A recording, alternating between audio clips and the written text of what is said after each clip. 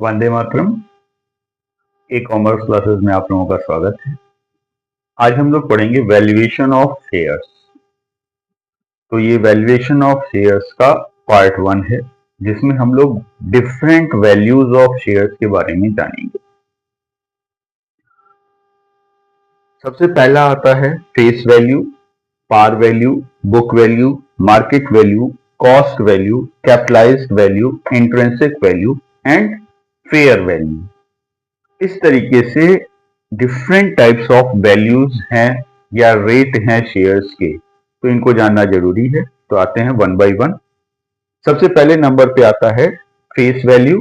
Face value मतलब registered rate of shares, जो article of association में स्टेटेड होता है, उसको हम लोग कहते हैं फेस वैल्यू। सेकंड है पार वैल्यू। जब जो फेस वैल्यू है उसी पे शेयर्स इशू किया जाता है, तो उसको कहा जाता है पार वैल्यू। तीसरा बुक वैल्यू। बुक वैल्यू हम कैलकुलेट करते हैं। कैसे कैलकुलेट करेंगे? Capital divided by number of shares. Capital का मतलब यहाँ पे शेयर कैपिटल से है, जितना शेयर कैपिटल बैलेंस शीट में दिखाई दे रहा है, divided by number of shares, तो हमको मिल जाएगी book value of shares. Next है मार्केट वैल्यू। ये वो वैल्यू है जिसपे शेयर होल्डर परचेज करता है। ये जनरली फेस वैल्यू से कम भी होती है और ज्यादा भी होती है, जिसको हम प्रीमियम और डिस्काउंट को कहते हैं। तो मार्केट वैल्यू मतलब रेट ऑफ परचेज और sale of shares in a market. Next आते हैं हम लोग कॉस्ट वैल्यू। ये कॉस्ट वैल्यू शेयर होल्डर के पॉइंट ऑफ व्यू से होती है। इसका मतलब amount paid by share holder. Share holder जितना पेमेंट करता है शेयर्स को परचेज करने में, एक्वायर करने में, वही उसकी कॉस्ट होती है। मतलब मार्केट वैल्यू प्लस ब्रोकरेज। अगर वो ब्रोकरेज दे रहा है तो ब्रोकरेज वैल्यू ऐड कर देंगे, तो हमको कॉस्ट वैल्यू मिल जाएगी from share holders point of view. Next है कैपिटलाइज्ड वैल्यू ऑफ शेयर्स। अब ये कैपिटलाइज्ड वैल्यू क्या है? Capitalised profit divided by number of shares. Profit को जब हम कैपिटलाइज्ड कर देंगे और जो वैल्यू आएगी, मतलब कैपिटलाइज्ड प्रॉफिट आएगा divided by number of shares, तो हमको मिल जाएगा कैपिटलाइज्ड वैल्यू।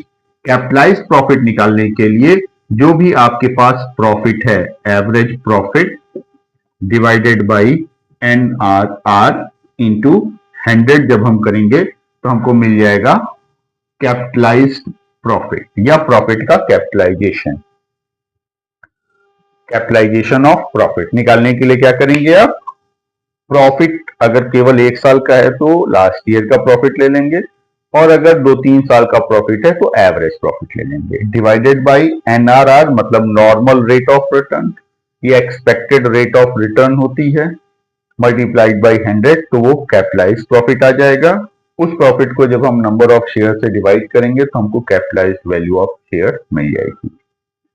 नेक्स्ट है इंट्रिंसिक वैल्यू। इंट्रिंसिक वैल्यू के लिए net assets divided by number of shares.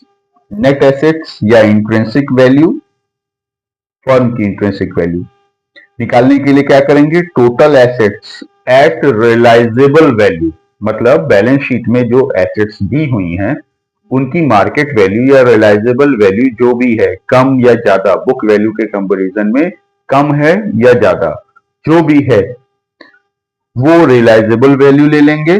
Accept fictitious assets, मतलब केवल रियल एसेट्स को लेना है, नॉन करेंट और करेंट, फिक्टिशियस को नहीं लेना है। फिक्टिशियस जैसे जैसे प्रिलिमिनरी एक्सपेंसेस है,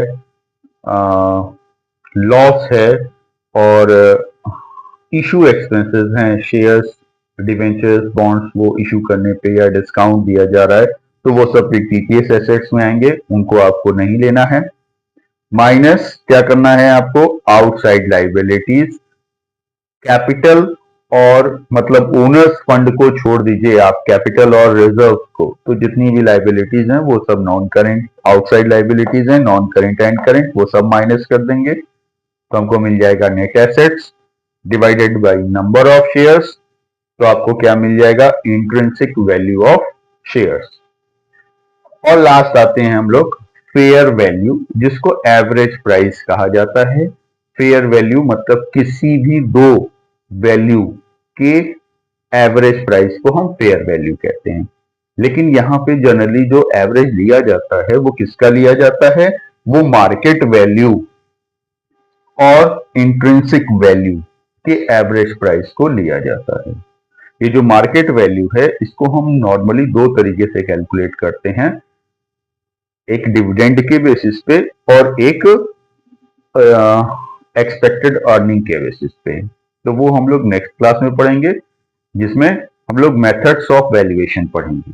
इस क्लास में केवल वैल्यू ऑफ शेयर्स के बारे में हम लोग पढ़ रहे थे। तो ये डिफरेंट टाइप्स ऑफ वैल्यूज हैं, इनमें से कोई भी वैल्यू पूछ सकता है।